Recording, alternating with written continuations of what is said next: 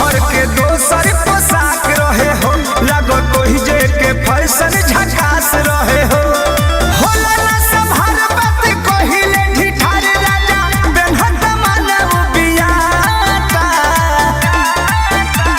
Suit सलवार किन लाइए बोलमुआ, चली तलुगा उधियाता। सूट सलवार किन लाइए बोलमुआ, चली तलुगा उधियाता। माई रे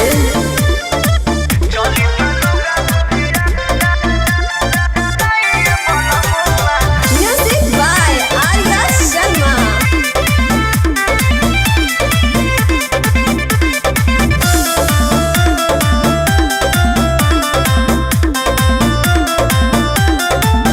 ए जी सुटवा पपेटवा न लौके, ढकल रहेला सबसे बदानिया। देख के सुघराई सब छौके, होता लोगवा के मन बेमानिया। हे राजा बड़ी दिक्कत हो जाता हो कि बतिया साचे कही जी, इज्जतिया रहू रे रही जी। जाई के बजरिया लाल चाहे करिया, लाइन त मन खिसियाता।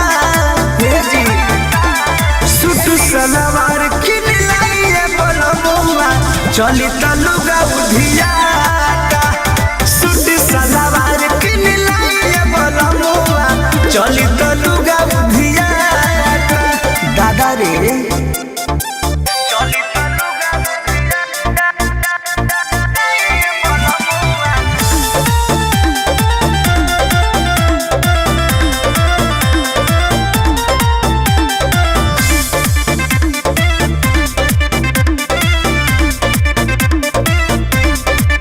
रहिया नी पानी के नाचक, चाहे पहरत रही पिया बारा खा।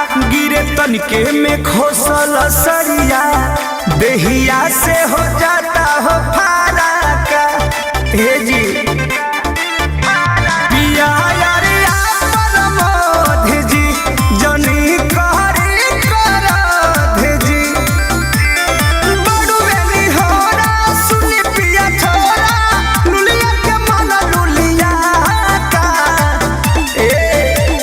सूट सलवार किन लाइए बोलमुआ, चली तलुगा उधियाता। सूट सलवार किन लाइए बोलमुआ, चली तलुगा उधियाता। काहे जान